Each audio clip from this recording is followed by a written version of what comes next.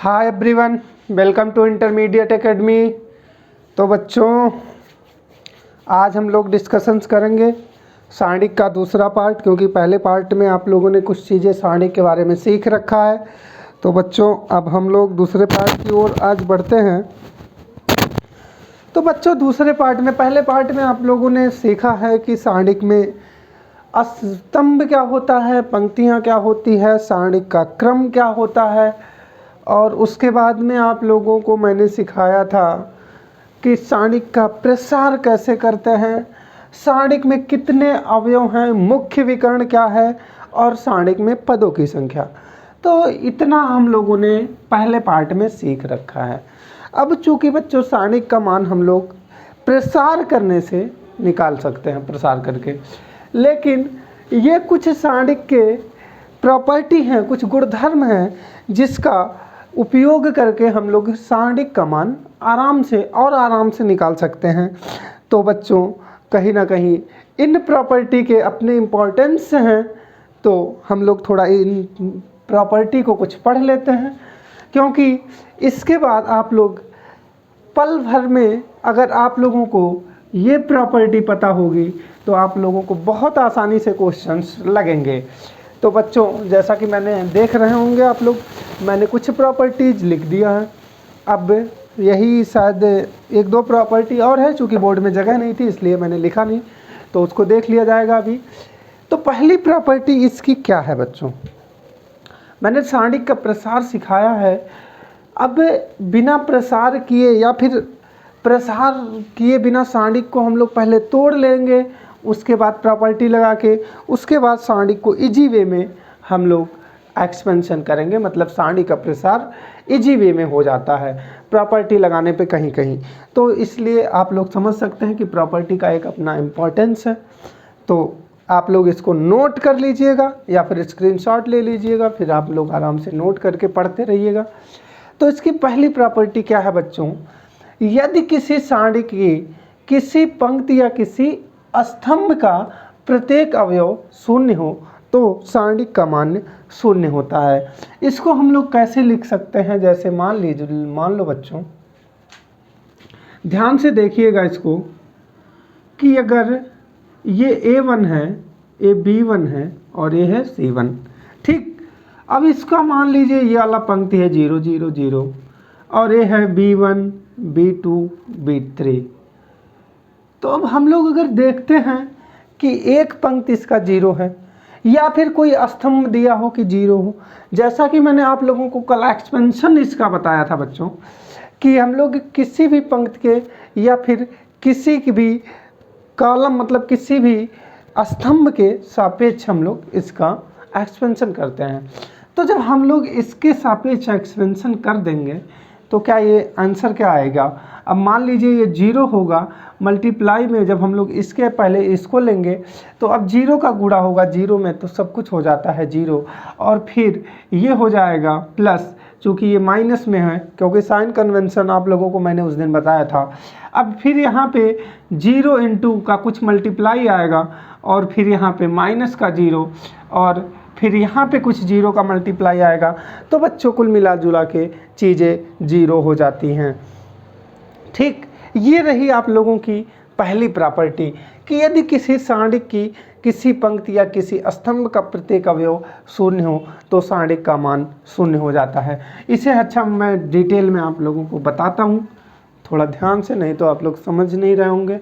अब मान लीजिए मुझे एक्सपेंशन करना है इसके पास, मैंने क्या बताई है, सारणिक का जो चिन्ह बताया है मैंने, plus minus plus minus plus minus और प्लस माइनस प्लस, ये मैंने आप लोगों को साइन कन्वेंशन बताया था सारणिक का। तो अब बच्चों हम लोग जब इसके अकॉर्डिंग इसका वो करेंगे, प्रसार करेंगे सारणिक का, तो अब ये क्या हो जाएगा 0, और 0 चूँकि माइनस में है तो अब इसका ब्रैकेट लगाएंगे, इस पंक्ति को और इस कॉलम को छोड़ दिया जाता है। अब इसका इसमें मल्टीप्लाई होगा तो B1 और इंटू B3, और ये क्या हो जाएगा बच्चों, C माइनस का C1 B2, ठीक। अब वैसे ही अगर हम लोग यहाँ देखें तो अब ये वाला साइन कन्वेंशन पॉजिटिव है तो यहाँ बच्चों पॉजिटिव का 0 हो जाएगा और क्या हो जाएगा, अब इस पंक्ति और इस कॉलम को छोड़ देंगे, इस कॉलम को और इस पंक्ति को छोड़ देंगे तो क्या हो जाएगा, ये वाला कॉलम बचेगा, ये कॉलम बचेगा। तो A1 B3 और बच्चों माइनस का C1 B1 ठीक। अब ऐसे ही हम लोग जब इस जीरो को लेंगे तो बच्चों साइन माइनस है, आप लोग इस साइन कन्वेंशन को बहुत अच्छे से देखिएगा। अब इस स्तंभ को छोड़ेंगे और इस पंक्ति को छोड़ेंगे तो बच्चा क्या, A1 B1 B1 B2 ठीक। तो ये क्या हो जाएगा बच्चों, अब इसका पहले माइनस का जीरो होगा। अब हम लोग देखेंगे तो A1 और B2 माइनस B1 B1 मतलब B1 का स्क्वायर। तो बच्चों यहाँ भी मल्टीप्लाई में जीरो है, यहाँ भी मल्टीप्लाई में जीरो है, यहाँ भी मल्टीप्लाई में जीरो है, 0 + 0 - 0 = 0 ठीक। तो ये रही हम लोगों की पहली प्रॉपर्टी। अब बच्चों दूसरी प्रॉपर्टी की ओर हम लोग थोड़ा सा आगे बढ़ते हैं।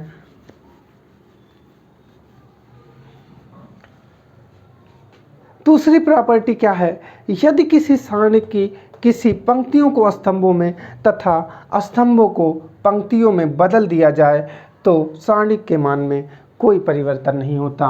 जैसे बच्चों ये मान लीजिए कोई सारणी है A1 B1 C1, A2 B2 C2, A3 B3 C3, ये आप लोगों की एक सारणी है। क्या कह रहा है, यदि किसी सारणी की किसी पंक्तियों को स्तंभों में तथा स्तंभों को पंक्तियों में बदल दिया जाए तो सारणी के मान में कोई परिवर्तन नहीं होता। तो बच्चों कैसे परिवर्तन होगा, अब A1 B1 C1 इसको हम लोग पंक्तियों जो जितनी भी इसकी पंक्तियां हैं इसको उठा के अगर ऐसे पलट दें, पहली पंक्ति को पहला कॉलम बना दें तो क्या हो जाएगा बच्चों, A1 B1 C1 ठीक। और यहाँ आ जाएगा A2 B2 और C2 और A3 B3 C3। तो बच्चों अब आप लोग किसी भी स्तंभ या किसी भी पंक्ति के अनुदिश इसका प्रसार करके देख लीजिए, वैल्यू सेम मिलेगी। क्यों वैल्यू सेम मिलती है, अब मान लीजिए हम लोग यहाँ इसके अनुदिश करते, यहाँ इसके अनुदिश करेंगे या फिर इसी के अनुदिश करिए, वैल्यू आप लोगों को सेम आती नज़र आएगी।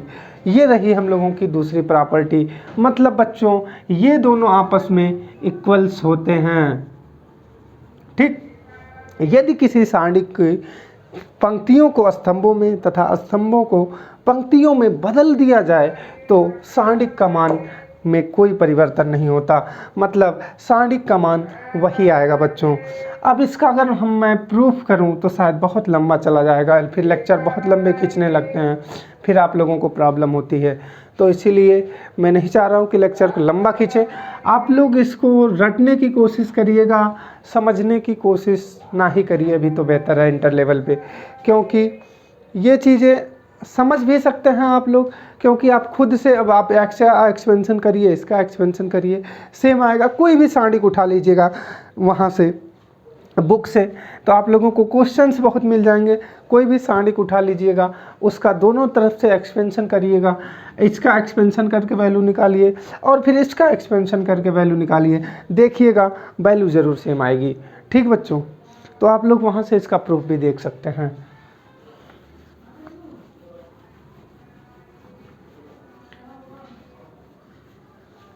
और तीसरी प्रॉपर्टी क्या है बच्चों कि यदि किसी सारणी की किन्हीं दो पंक्तियों या किन्हीं दो स्तंभों को परस्पर बदल दिया जाए तो सारणी के मान का चिन्ह बदल जाता है बच्चों। जैसे ये मान लीजिए कोई सारणी है A1 B1 C1, A2 B2 C2, A3 B3 C3। अब इसके कहने का क्या मतलब है कि यदि सारणी की किन्हीं दो पंक्तियों या किन्हीं दो स्तंभों को परस्पर बदल दिया जाए तो अब हम लोग क्या A1 B1 C1 मतलब ये पहली पंक्ति है, ये दूसरी पंक्ति है, ये तीसरी पंक्ति है। हम लोग कह रहा है कि किसी दो पंक्तियों को आप परस्पर बदल दिया जाए, मतलब हम लोग इसको इसकी जगह पे ट्रांसफ़र कर दें या इसकी जगह पे ट्रांसफ़र कर दें, या फिर हम लोग इसको इसकी जगह पे ट्रांसफ़र कर दें या इसको इसकी जगह पे ट्रांसफ़र कर दें, या इसको इसकी जगह पे ट्रांसफ़र कर दें और इसको इसकी जगह पे, या इसको इसकी जगह पे, या फिर इसको इसकी जगह पे, तो सारणिक के मान में कोई परिवर्तन नहीं होता।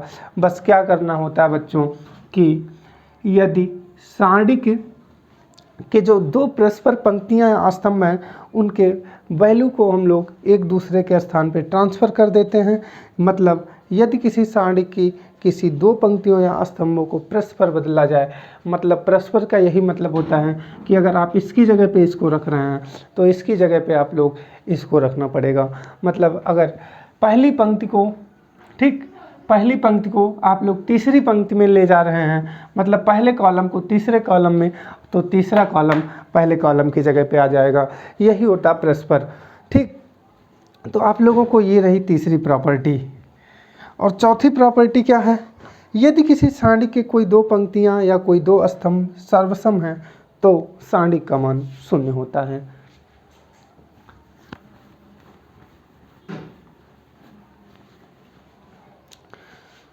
सर्वसम मतलब होता है बच्चों बराबर। जैसे मान लीजिए ए है, बी A1 B1 C1 है, A2 B2 C2 है, ठीक, A1 B1 C1, A2 B2 C2, A1 B1 C1। अब आप लोग यहाँ देख रहे हैं कि ये दोनों पंक्तियाँ आपस में बराबर हैं, ठीक। ऐसे भी कॉलम ही बराबर हो सकते हैं, कोई भी दो पंक्ति या दो कॉलम आपस में बराबर हों तो सारणी का मान शून्य होता है। ये ऐसा कैसे होता है बच्चों? अभी जब हम लोग लास्ट वाली प्रॉपर्टी पढ़ेंगे तो आप लोग वहाँ से समझ जाएंगे कि ये चीज़ें कैसे हो जाती हैं, क्योंकि हम लोग लास्ट की प्रॉपर्टी है ऐसी कुछ कि हम लोग इस सारणी के किसी भी स्तंभ अथवा किसी भी पंक्ति में किसी अचर से गुणा करके किसी अन्य सारणी के किसी अन्य पंक्ति अथवा स्तंभ के साथ जोड़ या घटाने पर सारणी के मान में कोई परिवर्तन नहीं होता। तो बच्चों अभी उसको हम लोग देखेंगे। अभी आप लोग इसको थोड़ा कंसंट्रेटली याद कर लीजिए कि यदि किसी सारणी की किसी दो पंक्ति अथवा किसी दो स्तंभ का बराबर हैं तो सारणी का मान शून्य हो जाता है। अब बच्चों पांचवी प्रॉपर्टी हम लोग देखेंगे। इम्पॉर्टेंट प्रॉपर्टी है ये, क्योंकि इससे कई बार क्वेश्चंस आए हुए हैं, तो थोड़ा इसे बहुत ही आराम से बहुत मज़े लेके देखिएगा, ठीक बच्चों। चूँकि मैं इसको समझाने की कोशिश करता हूँ।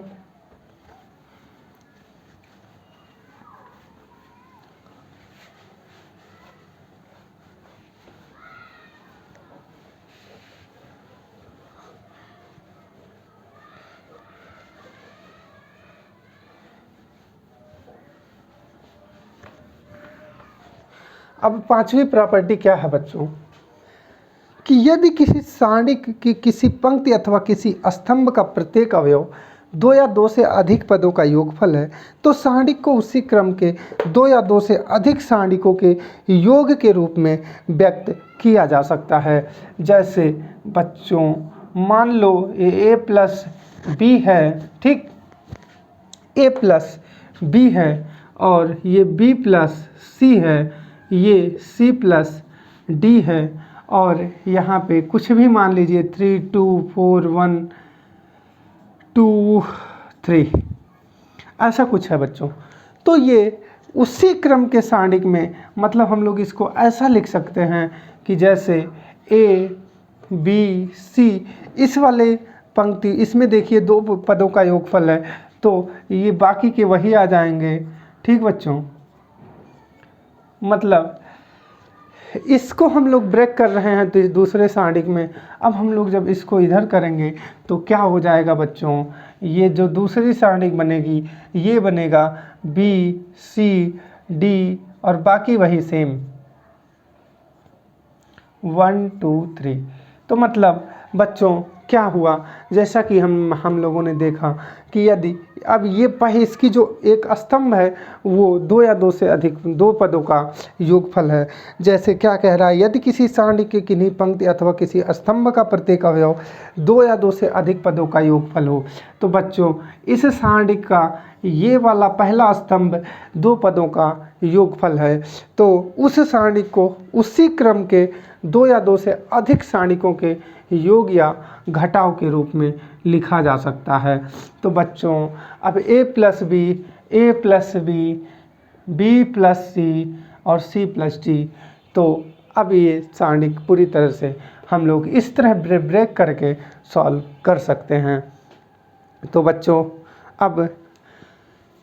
अब हम लोग बढ़ेंगे 6वीं प्रॉपर्टी के पास, क्योंकि जल्दी प्रॉपर्टी ख़त्म करके हम लोगों को आज ये चैप्टर ख़त्म कर देना है।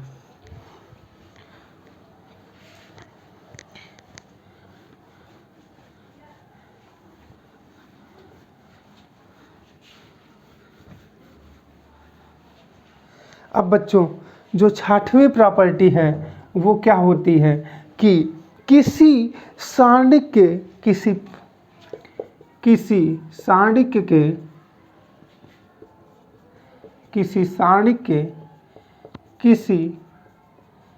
पंक्ति या किसी स्तंभ में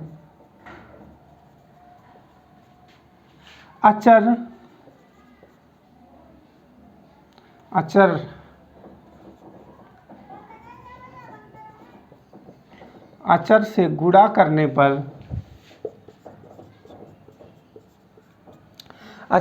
करने पर सांडिक का मान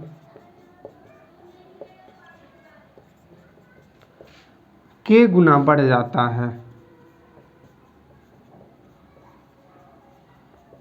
ओके बच्चों, यदि किसी सांडिक के किसी पंक्ति या भी किसी स्तंभ के सभी अवयवों को किसी अचर से गुणा करने पर सांडिक का मान k गुना बढ़ जाता है। ठीक है बच्चों, ये आप लोगों की 6वीं प्रॉपर्टी और सबसे इम्पॉर्टेंट प्रॉपर्टी है कि यदि किसी सांडिक के किसी पंक्ति अथवा किसी स्तंभ में किसी अचर से गुणा करने पर उसका मान k गुना बढ़ जाता है। क्योंकि आप जितना जैसे 3 से अगर आप मल्टीप्लाई कर रहे हैं तो 3 गुना बढ़ जाएगा, 2 से मल्टीप्लाई कर रहे हैं तो 2 गुना बढ़ जाएगा। तो बच्चों इसीलिए जब हम लोग किसी अचर से सांडिक में के किसी पंक्ति या किसी स्तंभ में भाग देते हैं, तो मतलब गुणा करते हैं, तो बच्चों हम लोग सांडिक को उसी के से भाग भी कर देते हैं। मतलब अगर हम लोग मान लीजिए ये एक सांडिक है 3 2 4 1, अगर हम लोग इसके किसी भी अवयव में 3 से गुणा कर रहे हैं तो हम लोग इसको ऐसे मल्टीप्लाई कर देते हैं। मतलब 3 के 4 के 2 1, मतलब हम लोगों ने इस पंक्ति में k से गुणा किया है तो हम लोगों को इसी वजह से k से भाग भी करना पड़ता है। ओके बच्चों, अब हम लोग एक लास्ट प्रॉपर्टी वही पढ़ लेते हैं कि वो क्या है बच्चों कि यदि किसी सांडिक के किसी सांडिक के किसी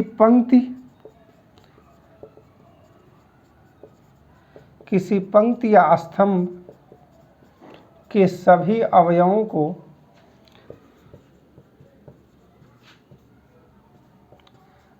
को किसी अचर k से गुणा करके किसी अन्य पंक्ति या स्तंभ के साथ जोड़ने या घटाने पर सांडिक के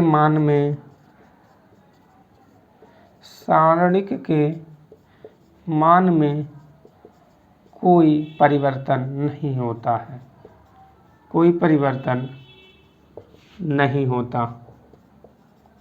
ठीक, क्या है बच्चों, किसी सारणी के किसी पंक्ति या किसी स्तंभ के सभी अवयवों को किसी अचर के से गुणा करके किसी अन्य पंक्ति या स्तंभ के साथ जोड़ने या घटाने पर सारणिक के मान में कोई परिवर्तन नहीं होता। ये बच्चों सबसे इम्पॉर्टेंट प्रॉपर्टी है, क्योंकि ये आप लोग जान लीजिए, ये इसी प्रॉपर्टी पे जो इंटरमीडिएट पे सवाल आएंगे वो लगभग इसी प्रॉपर्टी बेस पे समाप्त हो जाएंगे।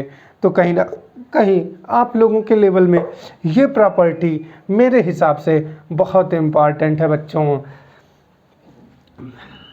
तो अब इसी के साथ हम लोग इस जो डिटर्मिनेंट की प्रॉपर्टी है उसको ख़त्म करते हैं और कुछ क्वेश्चंस अच्छे देख लेते हैं बच्चों। ठीक है, कुछ क्वेश्चंस देखेंगे हम लोग। ठीक,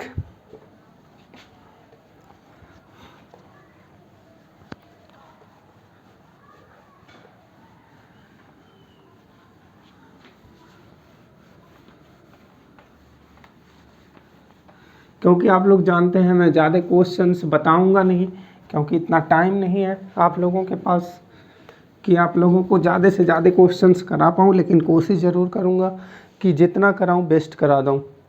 ठीक बच्चों, तो अब आप लोग प्रॉपर्टी को लगाना कैसे सीखेंगे, क्योंकि अगर आप लोग प्रॉपर्टी देख लीजिएगा, ये 6 प्रॉपर्टी दिमाग में रहनी चाहिए, 7 प्रॉपर्टीज। अगर बच्चों ये 7 प्रॉपर्टी से सवाल आप लोगों को समझ में नहीं आ रहा है तो आप लोग चुपचाप एक्सपेंशन लगा देंगे, उसका प्रसार कर दीजिएगा, जो आएगा एग्जामिनेशन हॉल में छोड़ दीजिएगा और आगे बढ़ जाइएगा। ठीक बच्चों, क्योंकि मेरे हिसाब से अगर आप लोग प्रॉपर्टी नहीं लगा पा रहे हैं, क्योंकि प्रॉपर्टी लगाना आसान ज़रूर होता है, वो क्वेश्चंस को और इजी बना देता है, लेकिन कभी कभी ऐसा भी होता है कि आप लोग सोचेंगे कि कौन सी प्रॉपर्टी लगाऊं, कैसे लगाऊं, वो मैं आप लोगों को कोशिश करता हूं सिखाने की। जैसे अब मान लीजिए कि कोई एक सवाल ले लेते हैं। हाँ, ये एक क्वेश्चन है बच्चों, यहाँ है 10 और 5, यहाँ है 8। ठीक, उसके बाद बच्चों हैं 9, 12 और है बच्चों 9। ठीक, और उसके बाद है बच्चों 19, 17, 17।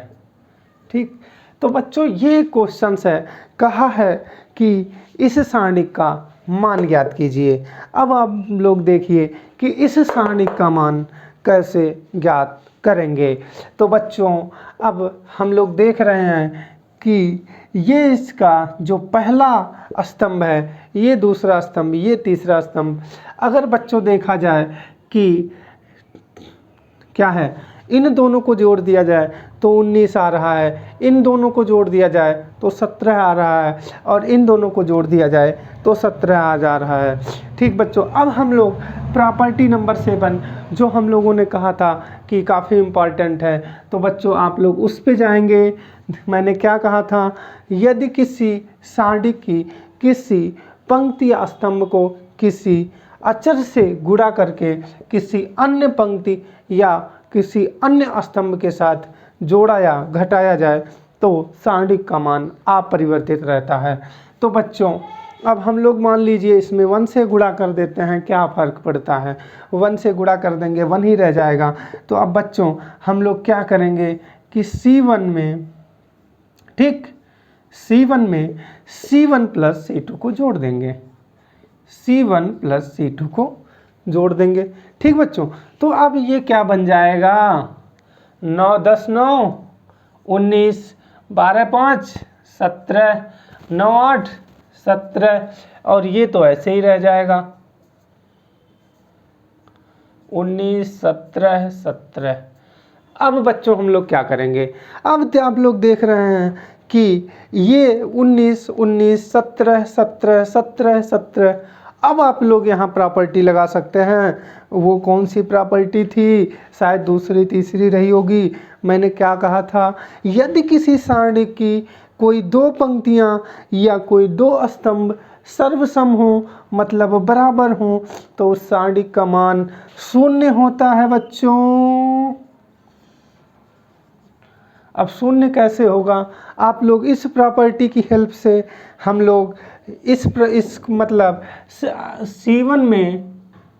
C1 को आप लोग अगर देखेंगे तो C1 माइनस C3 कर दें बच्चों तो ये वाला कॉलम जीरो हो जाएगा। फिर इस वाले जब ये कॉलम जीरो हो जाएगा तो ये भी एक प्रॉपर्टी है कि यदि पहली प्रॉपर्टी हम लोगों ने यही पढ़ा है कि यदि किसी सारणी की किसी पंक्ति या स्तंभ के सभी अवयव शून्य हों तो भी सारणी का मान शून्य होता है। तो बच्चों यहाँ से सॉल्व करने के कई तरीके हो सकते हैं, लेकिन मेरे हिसाब से आप लोग यही प्रॉपर्टी लगा दीजिए कि यदि सारणी के किसी दो पंक्ति या स्तंभ सर्वसम है तो सारणी का मान शून्य हो जाएगा बच्चों। ठीक, ये रहा हम लोगों का पहला क्वेश्चन। अब मूव करते हैं हम लोग क्वेश्चन नंबर 2 की ओर। क्वेश्चन नंबर 2 है, अच्छा बच्चों एक सारणिक है 1 ओमेगा स्क्वायर, ठीक, फिर है ओमेगा स्क्वायर 1 और फिर है ओमेगा स्क्वायर 1, फिर है ओमेगा स्क्वायर 1 ओमेगा। अब हम लोग इसको कैसे सॉल्व करेंगे बच्चों, अभी जैसा कि हम लोगों ने सम्मिश्र संख्या के घनमूल में पढ़ा है कि 1 + ओमेगा स्क्वायर इक्वल टू 0 होता है, सम्मिश्र संख्या के 3 घनमूल। ठीक, तो अब हम लोग बच्चों आप देख रहे हैं कि चाहे पंक्ति में देखें या स्तंभ में देखें, सब में 1 है ओमेगा स्क्वायर, 1 है ओमेगा स्क्वायर है। तो हम लोग किसी भी एक रो में, चाहे रो में, अच्छा बच्चों जो हम लोग यहाँ ये करते हैं, अगर एक्टिविटी कॉलम में हो, जैसे हम लोग कॉलम को जोड़ घटा रहे हैं तो C1 लिखते हैं, और अगर पंक्ति को जोड़ घटा रहे हैं तो पंक्ति के लिए R1 लिखते हैं, R, क्योंकि रो मतलब होता है पंक्ति और C का मतलब होता है कॉलम, कॉलम का मतलब होता है स्तंभ हिंदी में। ठीक बच्चों, तो अब हम लोग क्या कर रहे हैं, कॉलम में करें या रो में करें, रो में करते हैं बच्चों, क्योंकि आप लोगों को ज़रूरी है हर तरह से प्रैक्टिस करवाना। तो R1 में हम लोग R1 + R2 + R3 कर देते हैं बच्चों। ठीक, कि किसी पहले पंक्ति में R1 को R2 और +R3 के साथ जोड़ देते हैं। तो बच्चों क्या हो जाएगा, अब यहाँ 1 + omega square, 1 + omega square, 1 + omega square. ठीक, और बाकी ये सब वही रह जाएंगे क्योंकि हम लोगों ने इसमें तो कोई प्रॉपर्टी लगाया नहीं है। ठीक, अब बच्चों हम लोग यहाँ से आप लोग देख रहे हैं कि इस पंक्ति का सभी अवयव एक समान है, मतलब 1 + ओमेगा स्क्वायर। तो हम लोग क्या ले लेंगे बच्चों, कॉमन। ठीक, तो क्या हो जाएगा, इसको जब बाहर निकाल लेंगे 1 + ओमेगा स्क्वायर, तो यहाँ बच्चों क्या आ जाएगा 1 1 1, अब omega square 1 omega square 1 omega. अब इसकी वैल्यू 0, अब इसके साथ सारणी की वैल्यू क्या हो जाएगी बच्चों, 0। ठीक, तो ये है प्रॉपर्टी का असर, मतलब आप प्रॉपर्टी लगाएंगे चीज़ें आराम से सॉल्व हो जाएंगी। तो बच्चों हम लोग एक क्वेश्चन और देखते हैं कोई, और उसके बाद कोई एक क्वेश्चन और देख लेते हैं, या फिर बच्चों हम लोग आगे बढ़ते हैं। क्वेश्चंस लगाना आपका काम, मैं आप लोगों के जिम्मेदारी पे छोड़ रहा हूँ। हाँ, अगर क्वेश्चंस फंसते हैं तो मैं ज़रूर आऊँगा आप लोगों को क्वेश्चन सॉल्व कराने। बस आप लोग मैसेज कीजिए कि कौन सा क्वेश्चन फंसा है, उसका एक फ़ोटो निकालिए अपने फ़ोन से और मेरे टेलीग्राम चैनल मैंने आप लोगों को लिंक डिस्क्रिप्शंस में दे रखा है, तो बच्चों वहाँ पे मैसेज कीजिए और फिर मैं ज़रूर आऊँगा क्वेश्चन सॉल्व कराने। क्वेश्चन सॉल्व कराने के लिए आप लोगों का एक्टिविटी बहुत इम्पॉर्टेंट है बच्चों। अगर आप लोग एक्टिव होंगे तो मैं ज़रूर क्वेश्चन सॉल्व कराऊंगा।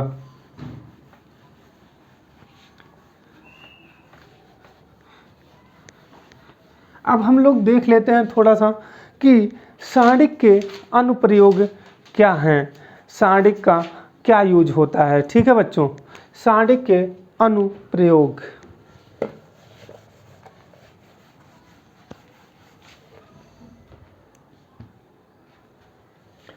सारणिकों के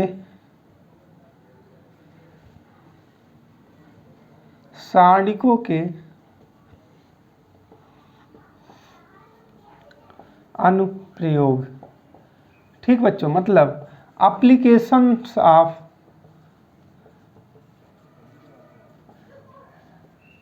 डिटरमिनेंट। ठीक है बच्चों, एप्लीकेशंस ऑफ डिटरमिनेंट।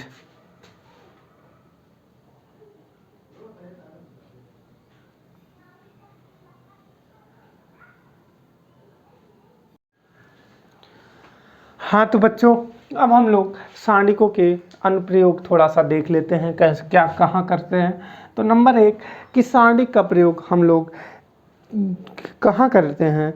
नंबर 1 है कि त्रिभुज का क्षेत्रफल। त्रिभुज का क्षेत्रफल।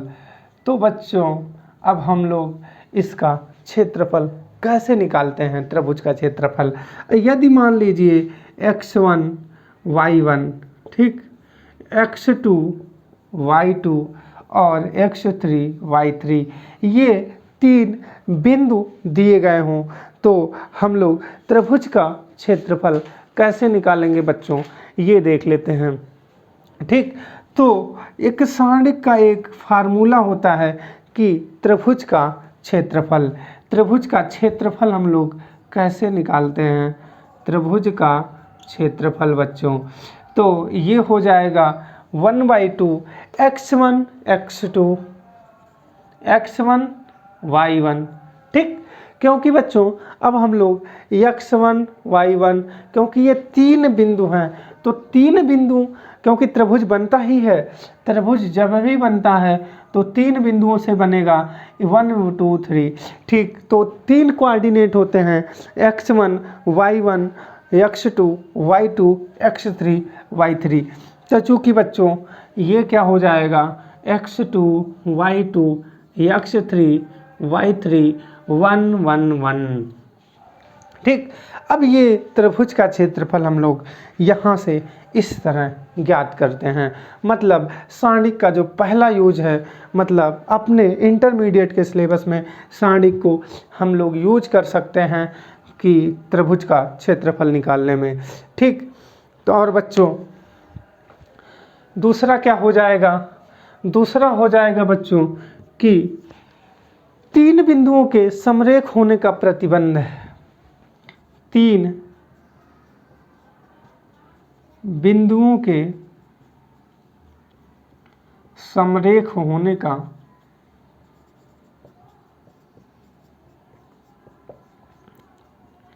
प्रतिबंध है।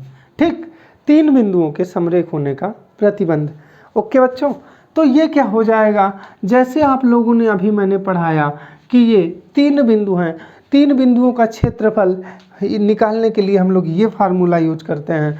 तो इसका 3 बिंदुओं के समरेख होने का प्रतिबंध क्या हो जाएगा बच्चों, 1/2 x1 y1 x2 y2 x3 y3 1 1 1। चूँकि बच्चों जब ये त्रिभुज का क्षेत्रफल 0 तभी होगा जब सॉरी 3 बिंदु समरेख मतलब एक रेखा में तभी होंगे जब इन तीनों बिंदुओं का क्षेत्रफल बच्चों 0 हो। तो समरेख होने का प्रतिबंध बच्चों क्या हो जाएगा कि त्रिभुज का क्षेत्रफल 0 होना चाहिए। तो ये 2 इम्पॉर्टेंट अनुप्रयोग है सारणिक के। और सारणिक का कोई और अनुप्रयोग है क्या। हाँ, 2 बिंदुओं से होकर जाने वाली रेखा का समीकरण कैसे ज्ञात करेंगे हम लोग बच्चों। तो आप लोग अब समरेख होने का प्रतिबंध जान चुके हैं, ठीक। और अब हम लोग पढ़ेंगे एक तीसरा अनुप्रयोग जो कि बच्चों काफ़ी इम्पॉर्टेंट है।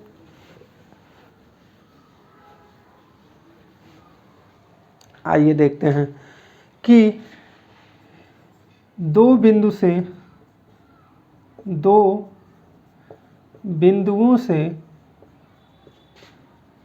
जाने वाली रेखा का समीकरण। तो बच्चों मान लो ये कोई बिंदु है x1 कामा y1, ठीक। ये कोई बिंदु है x2 कामा y2, ठीक। और यहाँ पे कोई एक बिंदु है P कामा x कामा y, ठीक। तो दो बिंदु से होकर जाने वाली जो रेखा का समीकरण होता है बच्चों, वो क्या हो जाता है, एक आप लोग ध्यान से देखिए कि वो क्या होगा, x कामा y सबसे पहले ये, और उसके बाद x1 कामा y1, x2 कामा y2 और 1 1 1, ठीक, बराबर 0।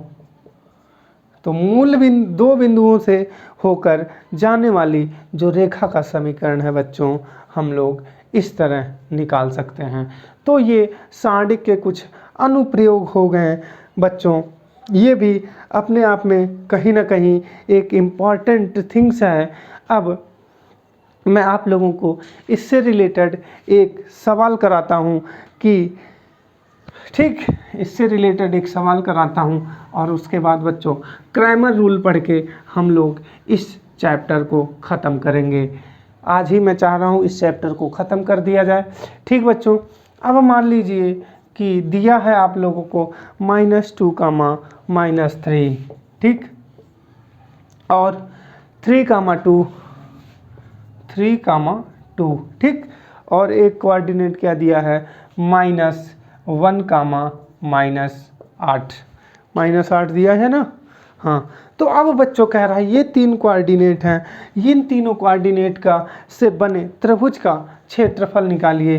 तो त्रिभुज का जो क्षेत्रफल होता है बच्चों 1/2 होता है, जैसा कि मैंने आप लोगों को पहले ही बता दिया है। ये क्या है, x1 y1 x2 y2 x3 y3, जैसा कि हम लोग एक सीक्वेंस में जैसे जिस सीक्वेंस में दी रहती हैं उसी सीक्वेंस में x1 y1 x2 y2 x3 y3 मान लेते हैं बच्चों। तो अब मैंने क्या कहा था फार्मूला, यहाँ क्या है x1 मतलब -2, यहाँ y1 मतलब का -3, x2 3 y2 2 x3 -1 y -8, और ये हो जाएगा बच्चों 1 1 1। अब इस सारणिक को आप लोग सॉल्व करके आप लोग इसका जो क्षेत्रफल है वो आसानी से निकाल सकते हैं बच्चों। अब हम लोग इस सारणिक को सॉल्व करते हैं, देखते हैं क्या आता है। किसके पहले कॉलम के अनुदिश कर दिया जाए, ठीक है।